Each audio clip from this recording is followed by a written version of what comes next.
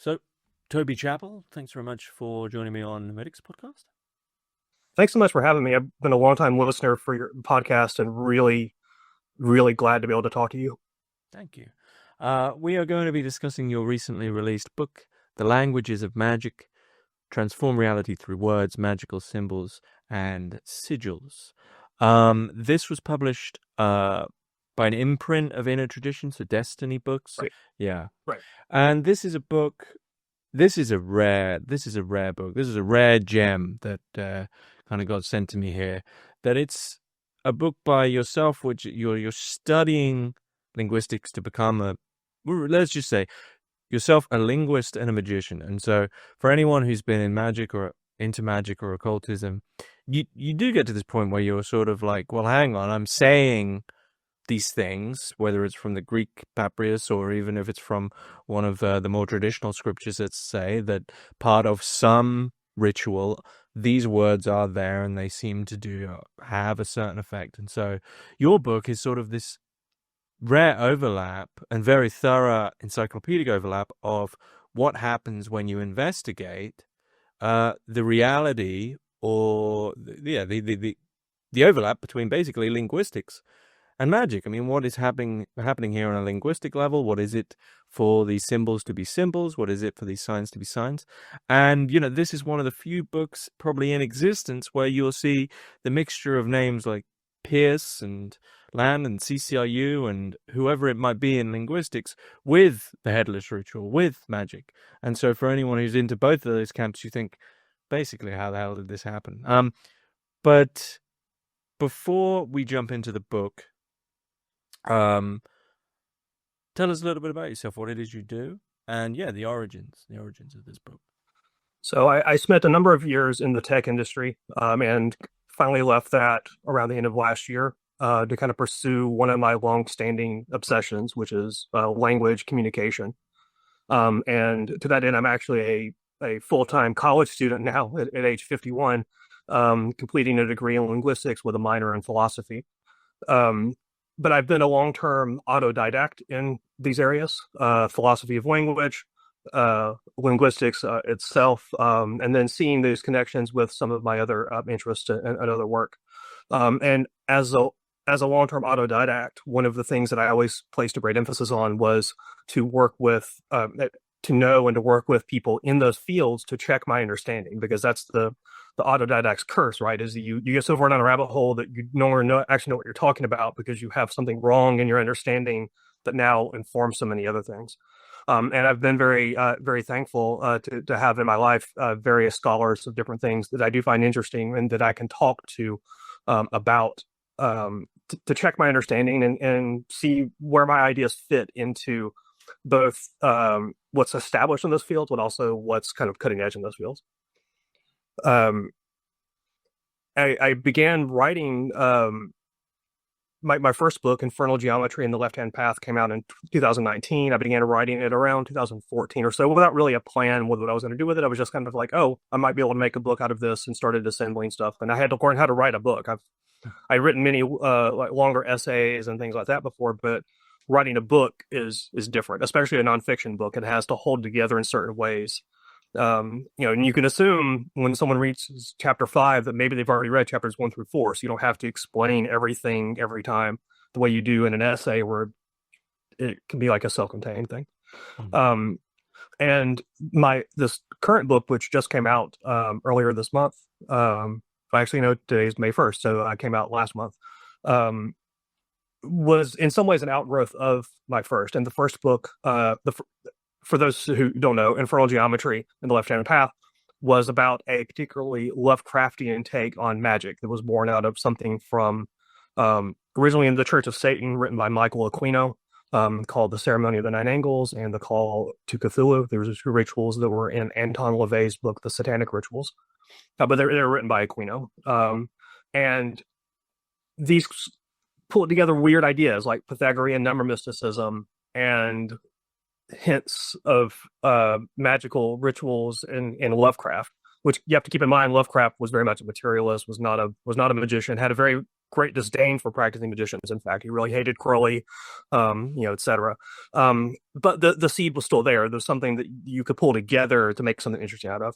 And so that system, if you will, based on the ceremony of the nine angles and the call to Cthulhu, have continued to be developed within first the Church of Satan, then later the Temple of Set. And this was a book about those, basically. What are the roots of this? Very much about the roots of ideas, but it was also about how can you look at magic in a new way. And there was a chapter in that around magical theory, because I felt it necessary to define what I meant by magic in this context. Magic is an oft abused word that can mean a great many things, many of which are incompatible. And most authors are content just to let their readers bring whatever they want to it, encourage that imprecision, whereas I prefer precision where possible. And so I wanted to define what I meant by magic within this particular context. And that was drawn largely on semiotics, which I was conversant at the time, but was not nearly as deep into then as I am now.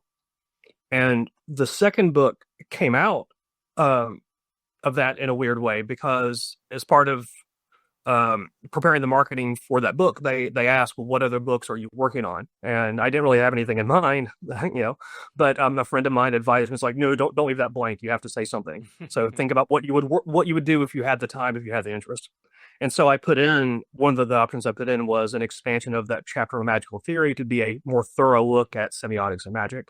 And so here we are with the languages of magic now. Mm-hmm. Do you feel I did justice to your book? I mean, how would you describe it in a couple of sentences, if you could? Did you now, in sort of retrospect, see what the full aim, the clear aim was? I think that I do. The way I would describe it succinctly is it's, depending on your perspective, it's either a book about linguistics and semiotics disguised as a book on magic, or it's a book about magic disguised as a book about linguistics and semiotics. Okay.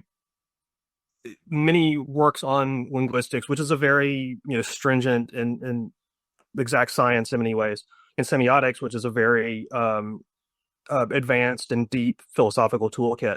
Books about those tend to be very dense and often written for other specialists. There are some books written for generalists on the market, but I wanted to take some of these ideas and to kind of take them out of the ivory tower, so to speak, and make them a bit more accessible by showing specific ways they can be used. Not just here's some facts about language, here's some facts about semiotics, but tying them together with examples. So as I go through several chapters at the beginning of the Languages of Magic, introducing ideas in semiotics and language and linguistics, I always tie them into a wide variety of magical practices, whether it's something from the Greek magical papyri, or something from the works of Anton LaVey, or something from Enochian magic, etc. To always show that here's what you can do with this, not just here's an interesting bit of trivia. Here's a method that can be applied to something. And then, of course, I have several chapters in the book that are detailed case studies, where I do a deep dive on specific topics and then draw on all the linguistic and semiotic material that I've talked about to explain those in deeper detail. Mm-hmm. All right. So that's why I say it's kind of like it's either this disguised as this, or the other way around, depending on which way you want to look at it. Or looking at it from a holistic point of view, it's seeing some what I argue are some inherent unities between the two, and how each helps you to understand the other in some very useful ways. Mm-hmm. Well, before delving into that unity, you have asked me to ask a question which I got rid of some time ago to sort of get the ball rolling, which is the Hermitix question, which I haven't asked in probably over a year now. But if you could place three thinkers, living or dead, into a room and listen in onto the conversation, who would you pick? So, as a longtime listener, I always look forward to that question, especially with some of the more interesting and out there guests, which I love hearing their perspectives too. And I would also think about it when I would hear the questions, like, well, who would I put in the room? And then when we began talking about this podcast, and I was listening to more recent episodes, I'm like, wait a minute, what happened to the Hermitix question? So the people that I would throw in the room, and I think this will become more obvious why these are the three by the end of the podcast, is I would put into the room Gilles Deleuze, mm-hmm. Charles Sanders Peirce Hmm. and H.P. Lovecraft.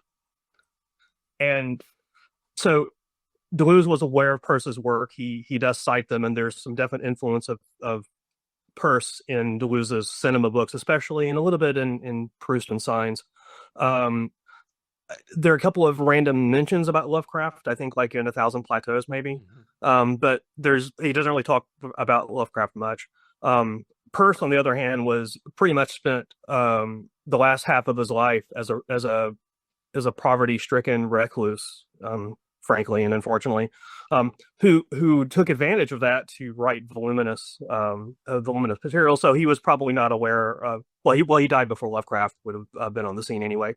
Um, but but he was probably would not have been interested in any of Lovecraft's predecessors in either. I'm pretty sure.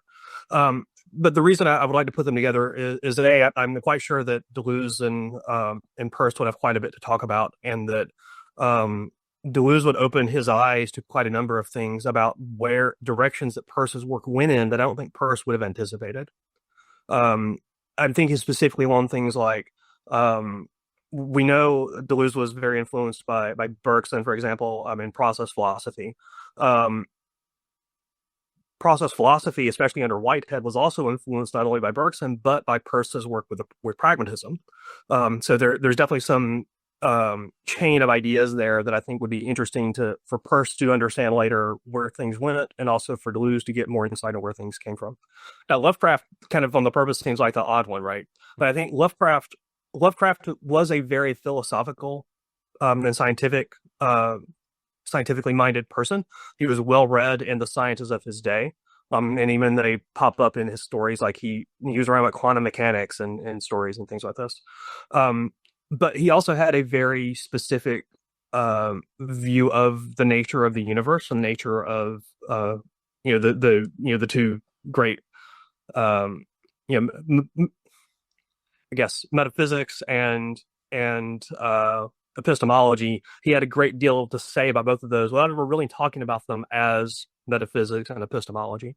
And so you can read Lovecraft in a very philosophical way, and people like Eugene Thacker have done that to a great extent. Um, but also Lovecraft's kind of pessimism, his pessimistic orientation would be very antithetical to both Deleuze and to Peirce, I think.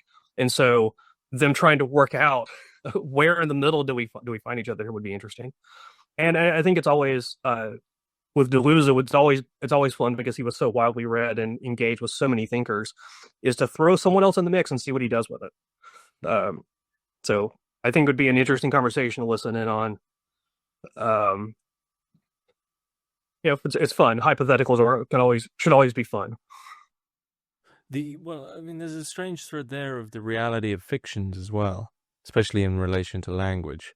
So I wonder if that's where that room would eventually end up, is what do you do with the very concept of fiction, right? Well, that's part of where my book ends up too, which is part of why I draw on Lovecraft. Lovecraft was a central figure in Infernal Geometry. He's a minor figure in the languages of magic, but he is there because he's very much baked into my thinking. His philosophical things, not his racial views and that sort of stuff, which are best left in the past, of course. Because Matt, and I know we're going to talk a bit more magic specifically, but just as a bit of a sort of a preview on a place we might go with that, is magic begins as fiction. Even in the mind of the practitioner, when they decide, I need to bring this into being, I need to change this about myself, or I need to impress this upon the world, they're originally imagining something that does not exist, and they are taking that and turning it into something which does exist. They're planting the seed of its existence in order that they can bring it about. I mean, this is also, and I talk about this in the book a bit as well, is that what we do for mundane communication is very much part of what we do for magical communication as well, because we communicate as a species. That's part of what we do. We create, we perceive, we work with signs. We communicate through signs, and anything that helps us to understand mundane communication in a better way can, in theory, help us understand magical communication in a better way. And to an extent, vice versa as well, because language is always contextual. If I'm explaining something like I was just explaining now on this podcast, it makes sense. I've responded to your question. We're having a conversation. You can see the two of us interacting. If I stand up on a subway in New York and start saying the exact same words, then everyone's going to look at me like I'm mad. Mm-hmm. So context matters. Things have a significance, a meaning in one context they may not have in a different context. Now, magic as fiction that becomes real, if you think about it, even if I decide I want to go turn the light on, I still imagined a scenario in which the light was on, and what the room would be like with more light.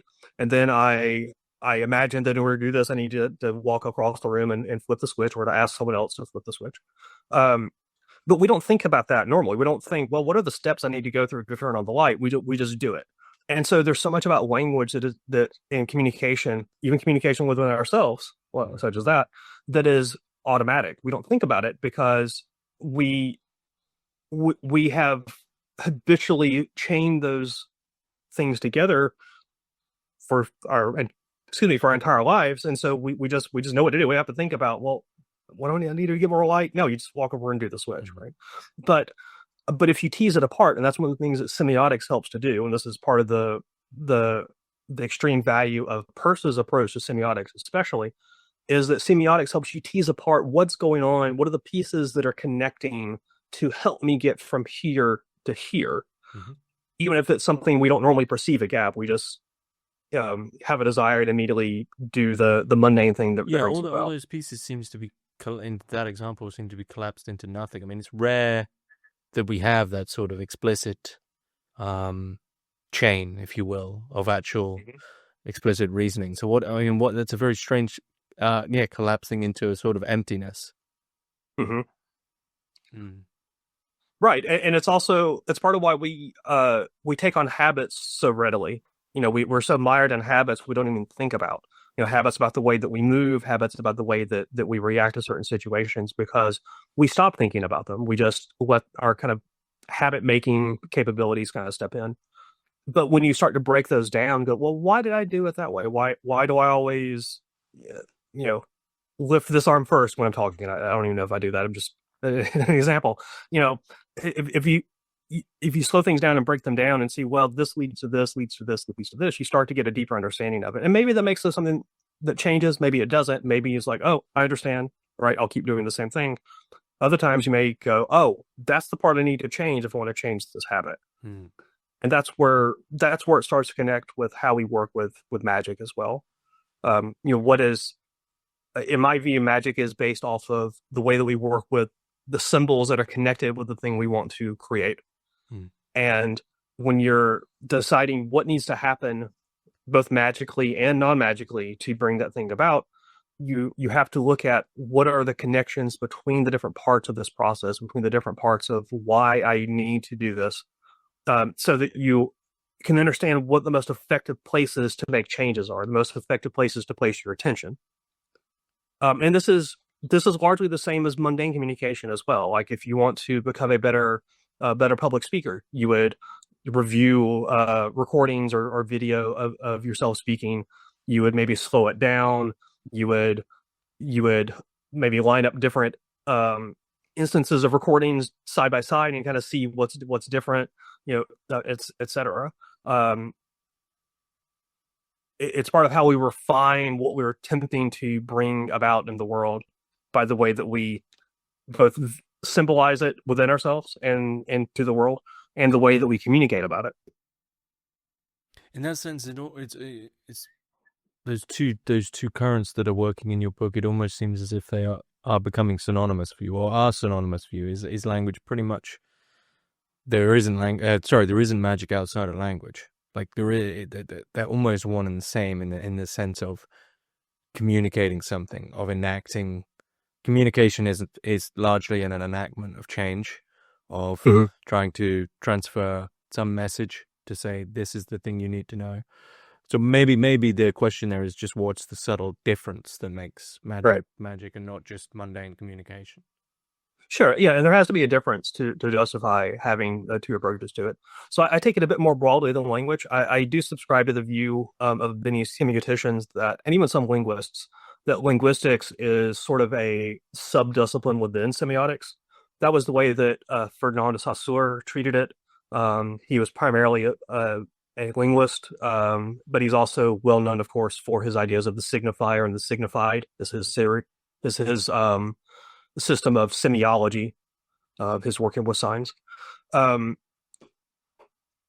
and we're communicative at our core. We communicate with ourselves as we think through what needs to happen to bring something about.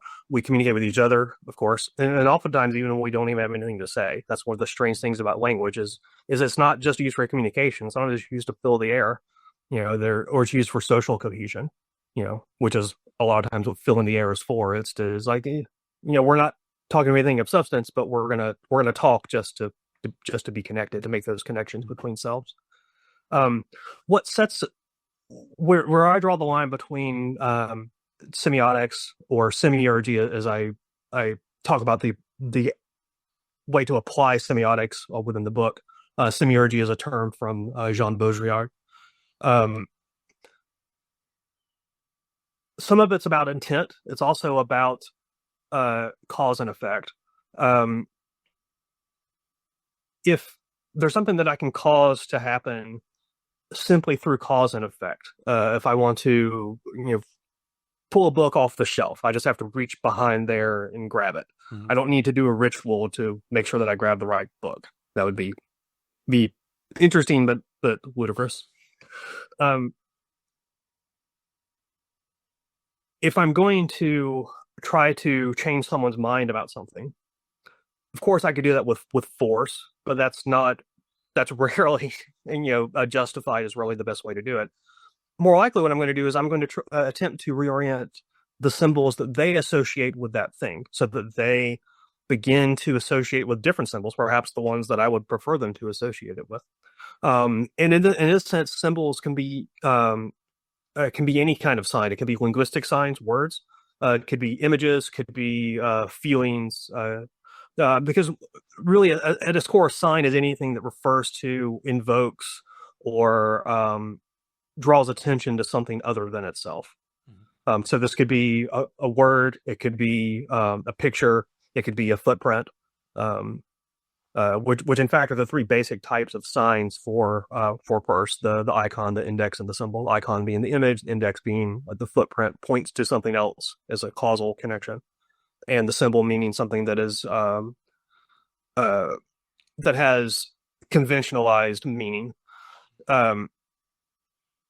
So if I'm trying to persuade someone about something, I will try to understand why they view it the way that they do, but also to convey my point of view in a way that gives them a new way to look at it. And the thing with working with signs, and that Roland Barthes was very adept at teasing this apart, is that systems of signs have both the overt thing they're carrying, but they also smuggle in other things along with them. He called this a mythology. The idea that there's something beneath the surface that goes along with it. And so you think about what's on the surface, but you think less about what's underneath. So, for example, let's stick with words, because that's an easy way to talk about semiotics in a way that everyone can kind of directly can understand. If I'm persuading someone with linguistic signs, then there are the overt meanings of the words that I'm using, but there may also be hidden implications of those words. There may be connections between them that I'm aware of that my listener is not aware of.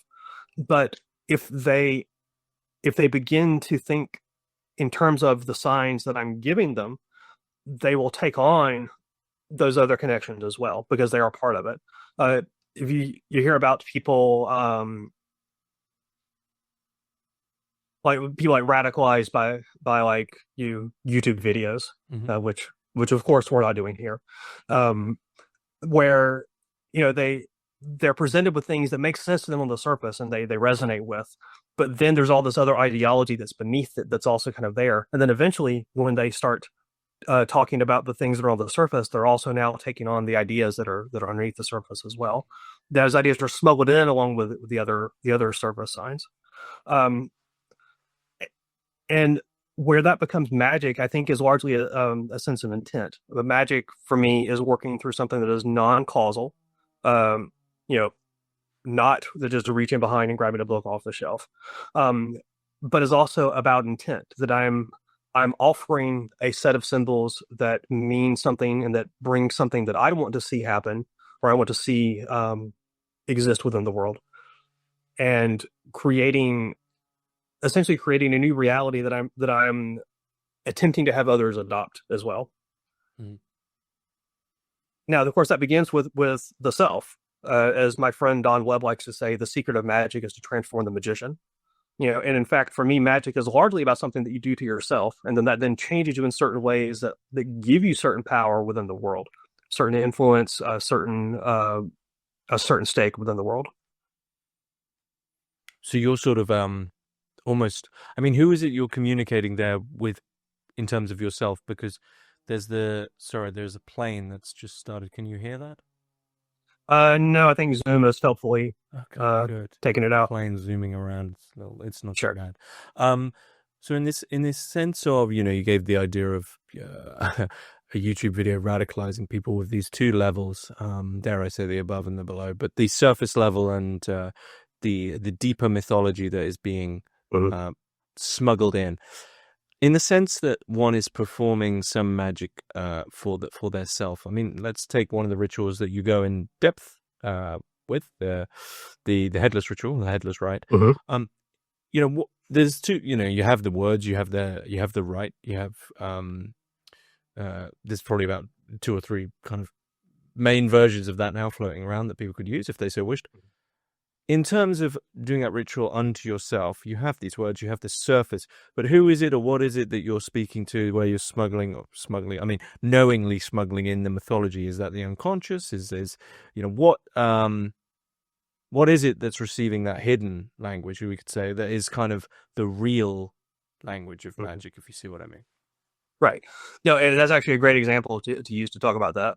Even before you went there, that's where I was going to go with it.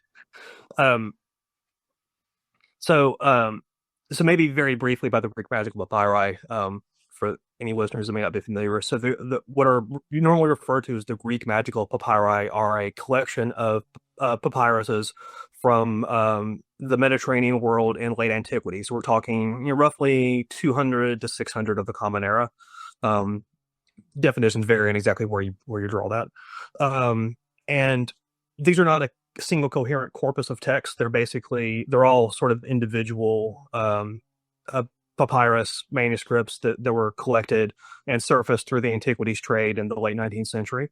And they're kind of grouped together because they tend to have some broad themes that connect them. They're very hermetic in nature, meaning that they work with Hermes as a god of communication, or Thoth Hermes more specifically, or either Hermes Trismegistus. But they draw on ideas from Egyptian magic. They draw on ideas from Greco-Roman magic, and they also draw on ideas from other cultures, sort of around at the same time. This is a very heterogeneous, kind of very mixed up sort of culture, big crossroads of the world at that time. And the thing that pulls them together, the reason they're grouped together, in a sense, is that they're very focused on communication, which would make sense since they work with Hermes and similar gods of communication. And so there are lots of things going on in them that are extremely interesting. And there's an entire chapter about them in my book. And what some of the interesting features that you find in many of them, you find what's can be called barbarous names or voces magicae. There's a few different terms that mean broadly the same thing, basically made up words that are used in a magical context. That's the bluntest way to define them, in non-sentence syllables.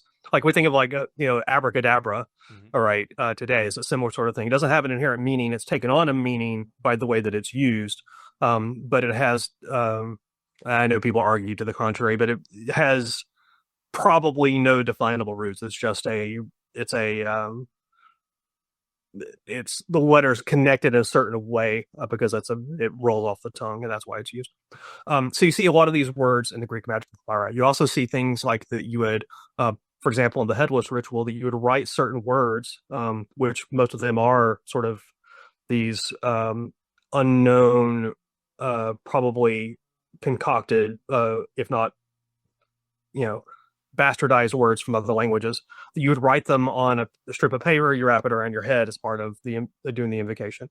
You also see things like within the text, you see different magical characters that have, they're not letters, they're not hieroglyphs, but they're used as sort of these magical symbols that pop up in different places. Like the spell says that you're supposed to write these symbols here, and it's like the symbols don't have an inherent meaning, but they take on a meaning as part of the ritual. Mm-hmm. And one of the very features that very much pulls them together as a communicative act is draws on something that in Egyptian magic was called pakr neter, which means to raise oneself up to the level of a god. And Neter was a god, more or less, in Egypt. And this is something that's a temporary thing. It's not that now I've become Set, or I've become Horus, or Isis, or whatever. It's something that's done for the duration of the rite. It has to do. It can be analyzed in terms of James Fraser's, the anthropologist from the late 19th century, Golden Bough, etc. His law of similarity and his law of contagion. The law of similarity says that if I have work with something that looks like the thing I'm trying to affect, and I affect that thing, I now affect the real thing.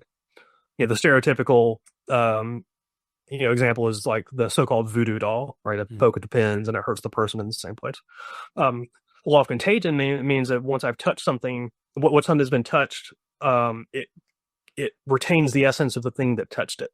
If you think about, like, in the M.R. James story, Casting the Runes, where there's a curse written on a piece of paper and it ends up in the hands of the wrong person, but the curse goes along with the piece of paper and affects the person that was holding it instead of the intent. It's the law of contagion. Once you touch a thing, it retains some of its power.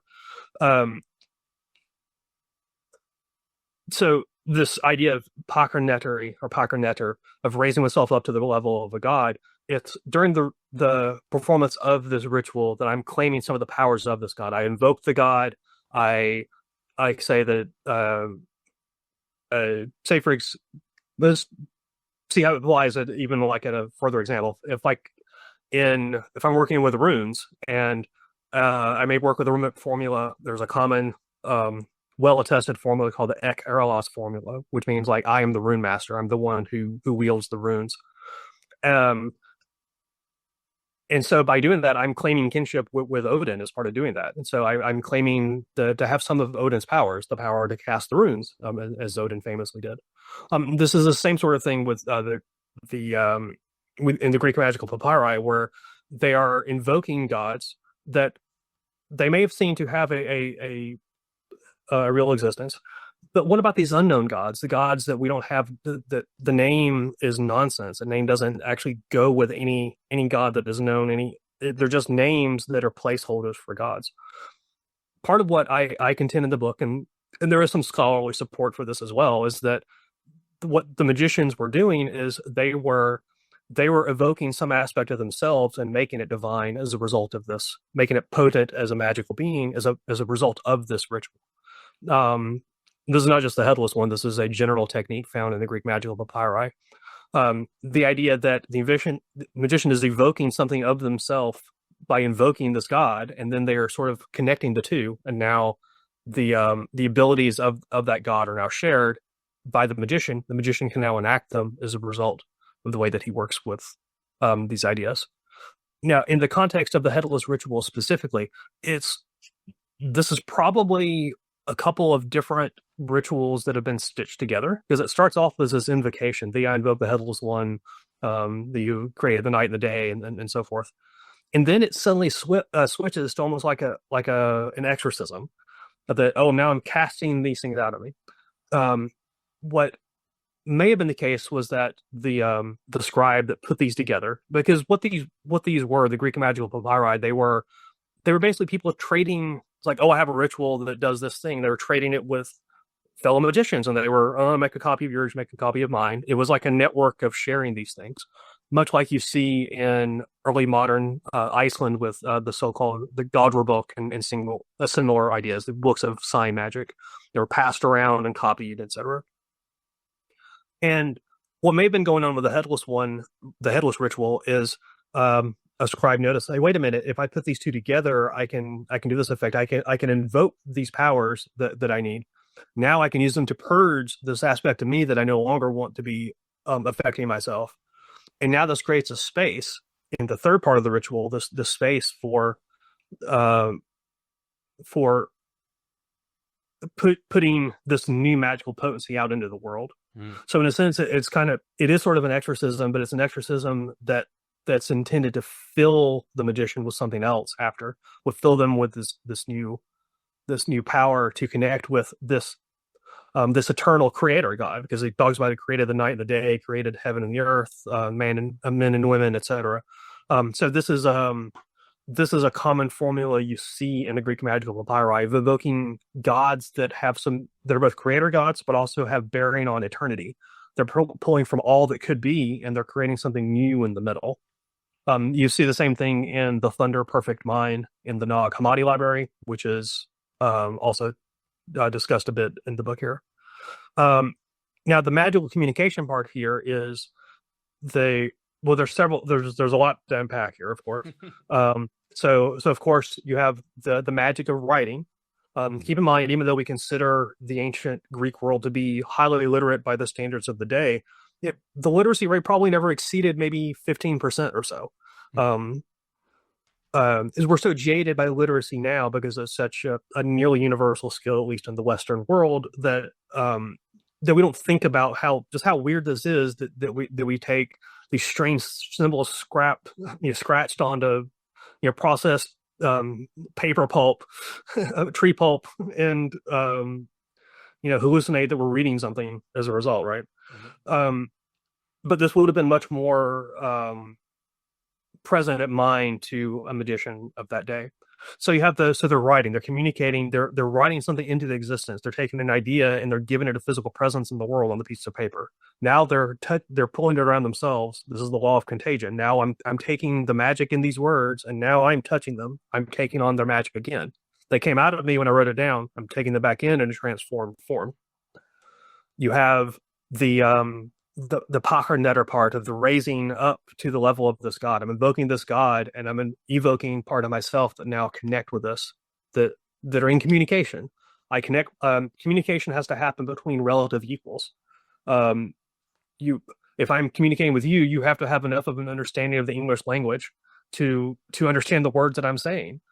We have to be in a way that we can. We have to be in the same room, or we have to be able to connect for something like this in order for you to hear the words, to respond to them so that I can understand what you're saying. We have to have certain amounts of similarity to be able to communicate. Mm-hmm. So that's why it's important to raise oneself up to the level of this God so that you can communicate with the God. Now you're enough like the God that you can communicate with it. It can communicate with you. You also have, in the ritual, you have the various barbarous names. Some of them are... there's like variations on EIO, the name for the Hebrew God, and so forth. Isaac, which is obviously Isaac, but there are others that have no known origin. They're either foreign and unknown, or they were created for the purpose of the rite. You might know this because it's just a good place to bring this in, just from when we get to fiction and imagination down the line. Who's the one that Alan Moore uses? Do you know that? He has a snake god that it was known to be a false god at the time or something, right? Begin with I don't recall the name. I know what you're talking about, but I don't recall the name. Okay. But I was just intrigued by that, we have these like known gods, you have these names that are just for basically we know nothing about, but they're a sort of a linguistic placeholder for something. But then there's also, like, I was thinking of Alan Moore, there's a strange in-between of, this is the name of a god, but actually it's explicit that this god is made up. So what place does that hold also? Sorry. Right. Yeah. No, those are interesting questions, because it brings up an interesting question, right? If you see the same made up word for an unknown god appear in half a dozen of these papyri, is it really unknown? at that point, and part of the reason we still say they're unknown gods is that we know nothing about them other than they pop up in these type of rituals, right? And so you can maybe infer a bit of what they might have been used for or associated with as a result of that. But that's one of the things about the way that humans use language, and this gets back into semiotics and symbolic science, especially, is that we can take I could draw a completely brand new image right now, a glyph, character, what have you, and say this is called Flurp, and then I go, go make a video about Flurp, and I go write books about it, and now Flurp exists at that point. Mm-hmm. It's the same sort of idea with Lovecraft and the Necronomicon. If you just read about the Necronomicon and Lovecraft, then you would think, okay, the guy made it up, right? There's nothing there. But then you catch a reference to it in Robert E. Howard. Then you see a reference to it in Frank Belknap Long. And then you see a reference to it in Clark Ashton Smith. And now you're like, well, hey, wait a minute. Well, does this exist or not? Yeah, I mean, I also think a lot of Lovecraft, the strange feeling of Lovecraft is that the way in which he writes of this thing is of such a style in the language that he's writing of it as a very matter of factly. Like, he's not writing it as if it's fiction. The way he writes feels as if it absolutely exists, which adds to that uncanny Lovecraftian sense of, did this guy find the cult of Cthulhu at some point? Well, it became a hyperstition. I mean, because I was about to say when you were talking about the headless ritual, that what you spoke of as the empty space. Yeah. So yeah. See, Lovecraft, the Necronomicon does exist. Hyperstition came into being. Exactly. Well, that's what I was saying. When you were speaking of the headless ritual, I was thinking of that point where you're saying, where the two things meet, this sort of strange empty space in a way. It seems to me that is almost, if there is one, it's the moment of hyperstition where, well, I mean, I'll allow you to explain hyperstition, but it's not just a moment, because it's also a synthesis, and then things get almost inverted as to what they are. And then you also question whether or not they ever were fiction or whether they ever were fact, right? So I think it's the moment when the hyperstition takes root. Because that's an important idea of the hyperstition. So hyperstition comes out of the work of the CCRU. Probably Nick Land himself was the original sort of creator of that, although it's kind of fuzzy who did exactly what in the CCRU. But what a hyperstition is, we're familiar with a superstition. Hyperstition, sort of like one level beyond, in a sense. But a hyperstition is it's an idea that takes hold and then seems to drive toward its own realization. Taking the Necronomicon example, since where I kind of brought it up. So, Lovecraft writes about it. Lovecraft creates this. It's not even good Greek. It's his translation is slightly off, but it works within the context of what he's doing. He writes about it.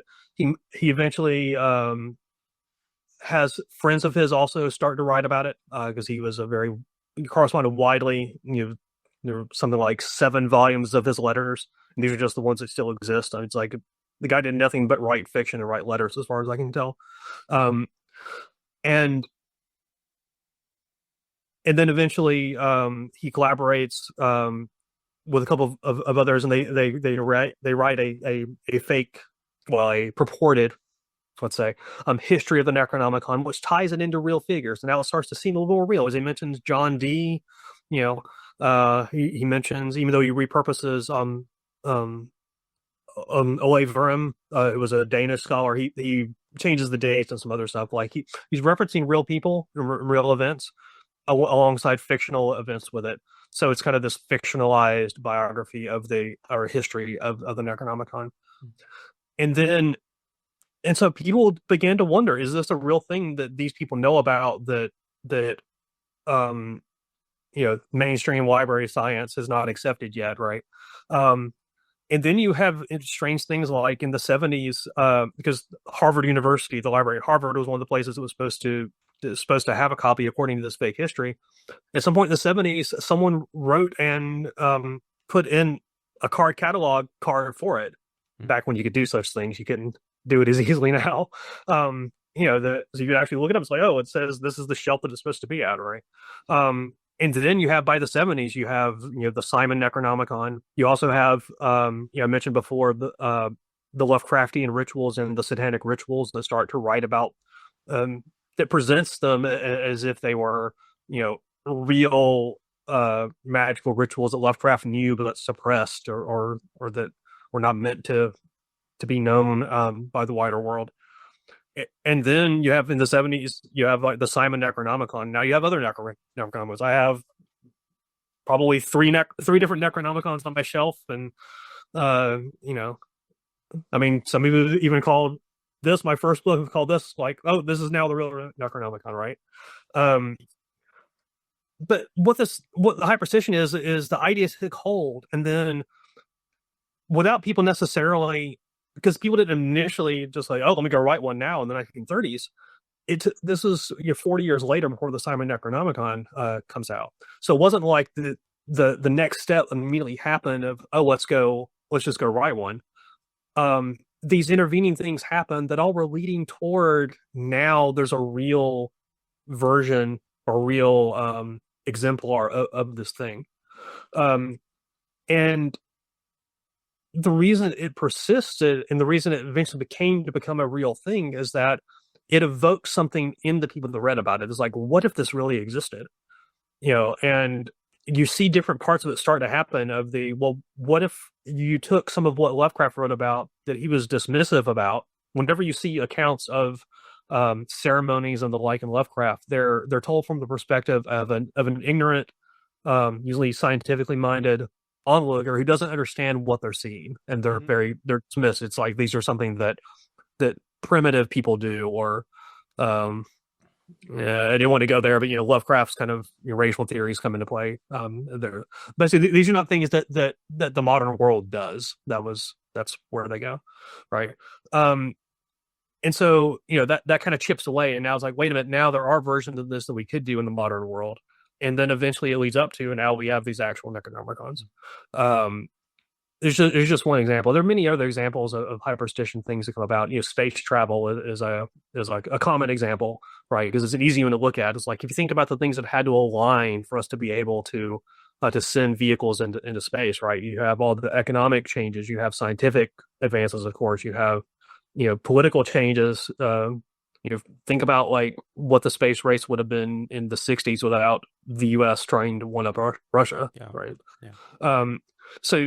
So you have all these other things that start to become part of a Hypersstition that are driving it forward in some way, even with none of them saying this is our end goal. Mm-hmm. They all just kind of move towards until eventually the end goal becomes, wait, that's now just over the horizon.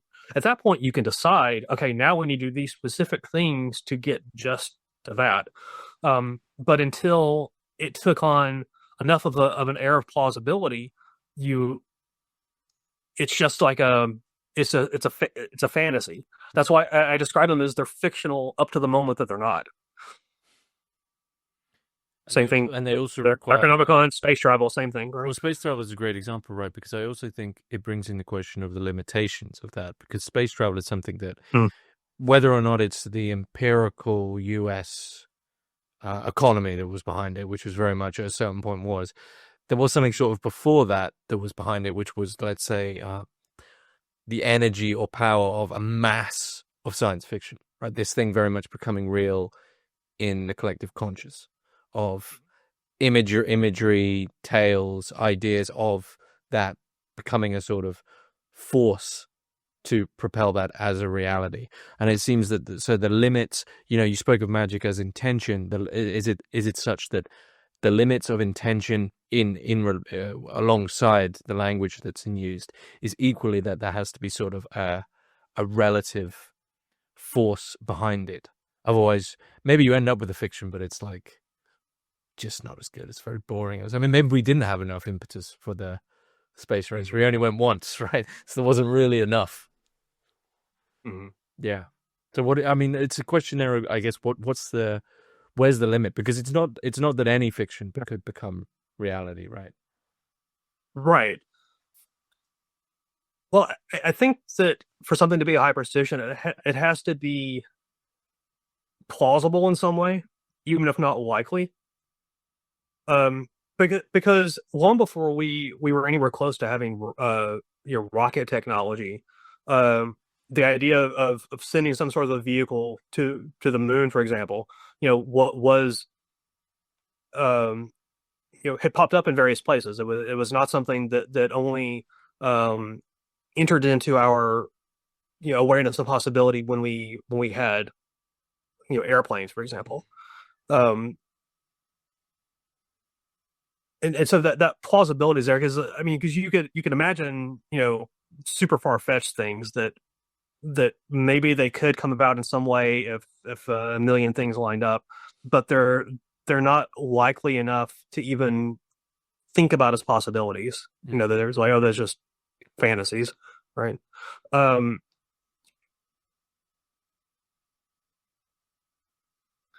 but I think something else that distinguishes a hyperstition is that it takes root in a number of minds. Um, there's a there's a wonderful book by the astronomer Gerald Hawkins. Hawkins is probably most known to the wider public for Stonehenge Decoded, which was an early work of archaeoastronomy where he did computer simulations and that calculations back in the 60s, back when those things were expensive and hard, to calculate alignments for Stonehenge and to argue that it has certain alignments with certain celestial alignments. He's mostly known for that. Which is funny because it has Stonehenge in the title that usually ends up in the New Age section of the bookstore, even though it's a book of archaeoastronomy. It's a scientific text. But he wrote a book in 1980 called "The Mind Steps to the Cosmos," and what the central thesis in the Mind Step is that these are relatively sudden, nearly global, within certain levels of global changes in what humanity now thinks is possible, and specifically in our relation to the universe. So he's drawing on things like the invention of the telescope, where now suddenly we're able to see the night sky in a new way, and we learn new things about it, and learn new things about ourselves ultimately as a result. But this idea that now we can see this had literally earth-shattering effects, right? Is one example, and he draws through several others. He draws through five, I think, where these are just your breakthroughs in our understanding of ourselves in relation to the cosmos that now suddenly open up lots of new possibilities, but also suggest new technologies, new ways of new cultural understandings, etc., how we relate to these things. So these are like super big picture things. But those are sort of hyperstitions in a sense. They're things that they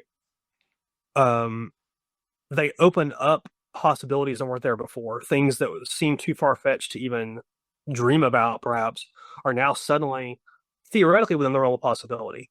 Sending satellites into space was implicit in the idea of discover the telescope, even if it was not seen as such at that point. But what had to happen in order for us to start to understand what needed to happen to make the other happen? So this idea that hyperstitions open gateways into things coming into being. That's ultimately, it becomes not just about the one thing that is the hyperstition. In some ways, it's about all the things that happen as a result of this. Going back to the Necronomicon example, that's arguably one of the key factors in how well Lovecraft is known these days. Lovecraft would have been absolutely astounded at what level of name recognition he had at this point. He also would have been astounded that we call it the Cthulhu mythos, because Cthulhu is really only a minor character in his stories. Has one story that he's a central character in, a couple minor mentions elsewhere. I forget who suggested this, but I've seen it suggested that the Necronomicon mythos would actually be a better term for it, because that's actually a more widely found kind of connecting factor, not just in the Lovecraft's own work, but also in the work of others as well. So hyperstitions, they open gateways to the things themselves, but the thing itself was not even necessarily the point, right? It's kind of like it's the catalyst that causes all these other things to coalesce around it, which I think is a very magical perspective as well. Because we can draw certain causes and effects. This idea made us aware this idea was possible, et cetera. This technology made us aware this technology was possible, and these two combined to make this technology. There's certainly some causes at play there, but you can't just draw strictly from cause and effect to talk about the effect on people, the effect of how these ideas move throughout culture, the way that we spread culture through different symbols and signs. A culture is basically a collection of specific signs, and in American culture, we have certain signs about that govern how one behaves in a restaurant, that govern how one behaves on the road, although that's coming out the window because people drive like crazy now. But the codes kind of shape the way what people think is normal, but also what people think is acceptable, and also what people think is possible. And they rarely are changed through basically some edict that now thou must hold thy fork with this hand, right? That's not usually how things. But we, as humans, we copy memes, we copy ideas from each other. We copy them imperfectly. We may change it, personalize it, or only copy part of it and spread it. And a meme or an idea it almost works in a way akin to natural selection, right? It finds suitability within a given context, or it doesn't, or it becomes, oh, that's the way we used to do it, or it becomes it catches on, and that's the way everyone does it now, right? And so hyperstitions become part or one of those things that gets spread around. The idea, spread around through stories. We're talking about like Lovecraft and fiction. The idea of these stories get passed around, and they trigger that kind of what if impulse. When we're at our best, when we're wondering what's possible, not just what is. And then eventually, even when we decide to pursue a specific hyperstition in and of itself, all the things that have to go along with that to bring it into being have all these other effects that continue to spread around and can to bring new possibilities into the world as well. And I guess in terms of language, and this is mentioned briefly in your book, Hypersstition has a lot in common, as we've already mentioned, Land and Lovecraft. We might as well throw in another name of this area, has a lot in common with William Burroughs' notion of the language of virus. So that seems to be sort of the linguistic. Hyperstition is sort of the abstract form of watching the event, watching it unfold, but actually, in terms of language communication, of getting down to these small parts, it's the language virus that we need to. Because I think, in a way, it's always the cheesy thing to do these days to bring this in. But I still think that one of the greatest examples in terms of language virus, technology, and hyperstition is that original tweet from Donald Trump where someone said to him, well, why don't you try run for president then? And he literally replied, I think he said something like, maybe I will, right? Which is enough to be like, there's the seed of all of this. And it's sort of this perfect example because Twitter also has a thing of like retweet it, right? So now quite literally technological language virus spiraling out from this single moment. But I'm wondering if you have any thoughts on Burroughs, or whether or not you see Burroughs sort of strictly, is he like, in terms of linguistics, is he correct, or is this a bit too sort of romantic, maybe even, this idea of a language virus? No, I think Burroughs had a very real and very useful idea there. Is if you think about how a normal virus works, a virus needs something else to aid in its own replication. The virus invades a cell, hijacks the DNA. It says, now you're working for me, and then uses it to spread itself. And it has no real purpose other than to propagate it itself.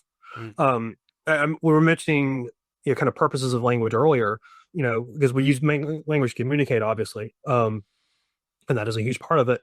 But we also use language for things that are not really about communication.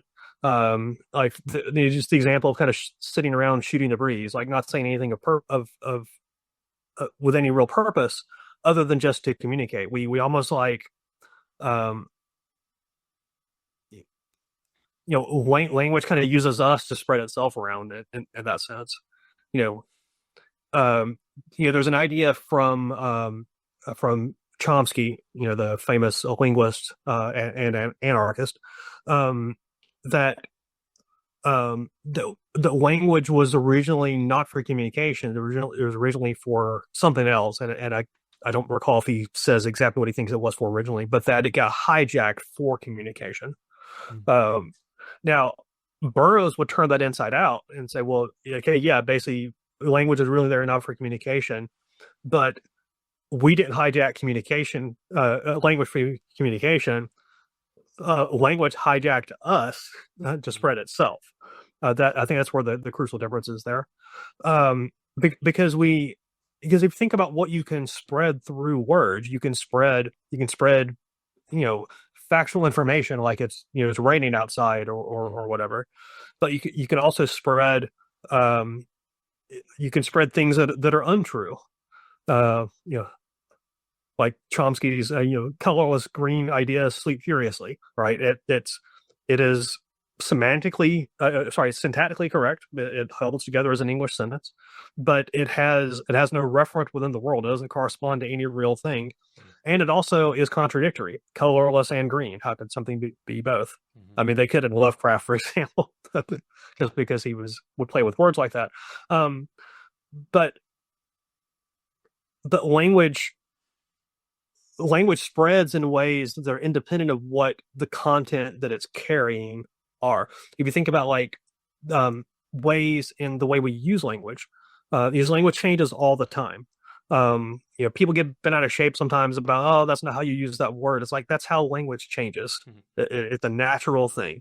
It either catches on, has suitability within the current environment, or it doesn't, in which case it becomes archaic, right?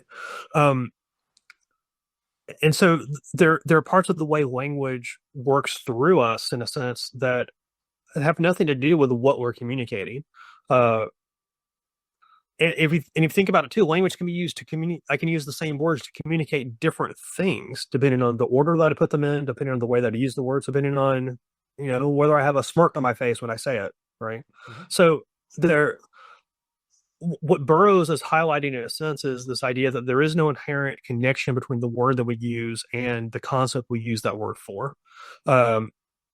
They're back to Peirce and semiotics. We would say that these are conventionalized symbols for those things. The sounds that make up the word tree have nothing inherently to do with the tree that's outside my door. That only works because in the English language, those are the sounds that we put together to indicate that thing. But even there, it's not a 1-1 correspondence, because when I said tree, I had a specific kind of tree in mind, because I live in Georgia and there are certain trees that grow here that do not grow where you live in England. You probably picture a different tree, but nonetheless, we communicated about the idea of a tree. Even though we didn't communicate the same thing, we communicated something that had a family resemblance, as Wittgenstein would say, that let us get to the definition of what a thing is, even though we can't point to specific properties that it can only have, or that it must have. And so, yes, I would absolutely agree that Burroughs was onto something. Now, Burroughs wasn't a linguist, even though he certainly had a way with words. And so, in typical Burroughs style, he was sort of coy when discussing it and kind of playing with the ideas and all that. But I do think that at his core, at the core of what he was saying, that he was intending something along those lines, and that he was absolutely correct in that. And keep in mind also, Burroughs was a magician. Burroughs was a seminal influence on the chaos magic movement specifically.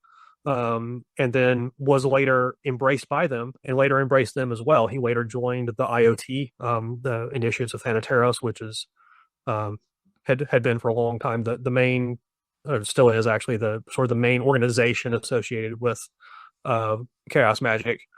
Even if you want to ponder the paradox of a chaotic organization, but that's a different thing.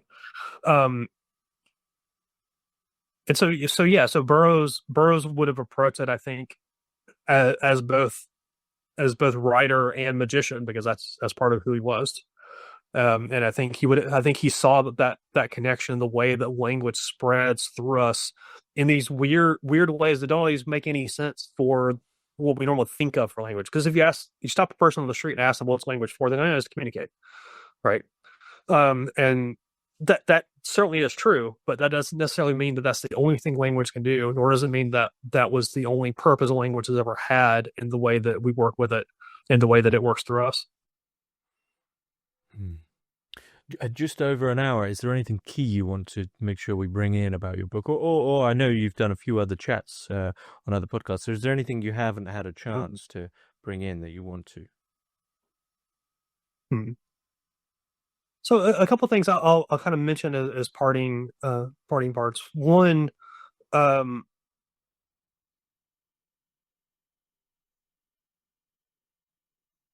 I think that even for the reader that is not especially interested in magic or maybe doesn't know much about it, um, I think that the way what I'm trying to convey in the book through semiotics and language, I think is useful even if you take it out of the magical realm, um, because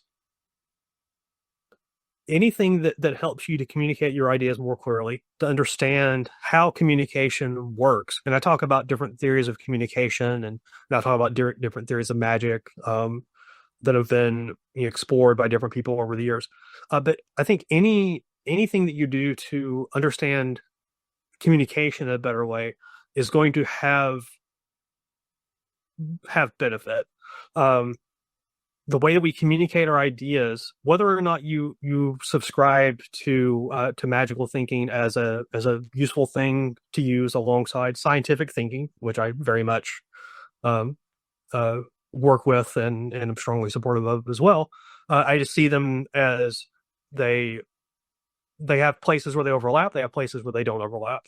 Um, uh, because I don't think either of them is or should be a totalizing system that can explain everything about reality. But I think anything that the reader can draw about the inner workings of language or the inner workings of semiotics is going to help them to understand their own ideas more clearly, and also help them to understand how they relate to the world in ways that will be beneficial. Because one of the things that is I'm not as much of a doomer and gloomer about this as some people are, but I do have my concerns. Is the way that we're losing the ability to make real connections with other people. Hmm. In some ways, I think that a lot of what we use for communication these days with social media and the different electronic means of um, keeping in touch with people they're useful, and they're certainly better than not communicating. Mhm. The devil don't get me wrong there. But I think that in my view, they should always be secondary to real connections between real people. And I think anything that helps to build connections, of which language and semiotics are an innate part of that, I think is going to help strengthen our connections to other people as well. And that's something that we sorely need right now, is to build better connection to other people, and to, you know, even building better empathy for other people, especially people not like ourselves, because that's something that especially in America, we're losing sight of is how to empathize with people that are not like us. Hmm. Hmm. I mean, in a way, is that something you'd actually want people to take from your book? Well, I mean, I want them first and foremost to think about it, you know, in terms of their own, if they're a magician approaching the book, in terms of their own practices, and to use the tools that I talk about there and the ideas I talk about to better understand their own practice. Um, but I think that reading it just as a book about how to become a better magician is leaving out part of what the book is about. I think it's also part of how to leverage what you do as a magician, if that's part of how one thinks of themselves, um, to to use that as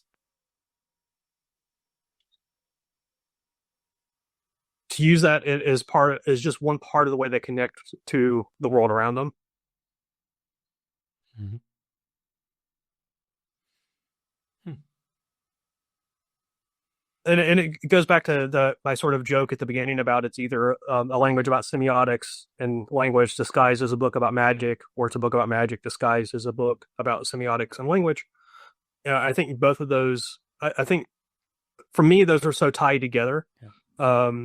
They're not synonymous, definitely, but they're so tied together, and that there's so much overlap between them that it's. I think that is a useful way to look at the world. And I think it's a way to break through some of the limitations that we bring on the way we look at the world through the over embrace of scientism. Yeah, no, I'll leave it at that. Okay. Have you got another book on magic and language planned? Is this going to be your sort of thread for a while? I'm contemplating my next projects. They're my sort of larger philosophical project at the moment, which I'm preparing to to eventually to work through it as part of graduate school as well. Probably has a book or two in it as I work through it. Largely about what a self is and how interacting with other selves is part of how we both create and reinforce our own sense of self. So I have specific directions I'm going in with it. We were talking about books from the shelf earlier. I mean, Peirce is part of that for sure. I sort of pull down to the four thinkers that are sort of having the biggest influence on me at the moment. Or well, five, I guess. Peirce, Deleuze, who already been mentioned, of course, but also Heidegger, Levinas, Fichte, actually, very, very important one. Could be interesting further conversations, more philosophically minded conversations, if you're interested in those. Absolutely. As well. But yeah, that's I'm over the summer I anticipate having quite a bit of free time, and that's one of my goals is to kind of sketch out kind of next projects on both books as well as sort of personal philosophical projects, which may or may not become books. Mm-hmm. And you have your main site is the Semiurgist?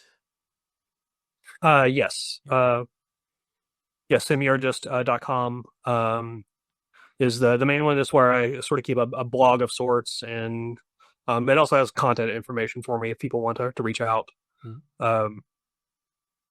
Different essays on a variety of things related to semiotics and magic and communication, as well as a few other weird directions there. Well, I'll be sure to put the links for Semiurgist and also for your book, Languages of Magic, in the description below. But I also hope in the future that we get to discuss that strange mixture of five thinkers there in your latest project. But yeah, Toby Chappell. I love that. Yeah, this has been a great conversation. Thanks very much. Yeah, thanks so much, James. I'm really, really glad to be talking with you about this.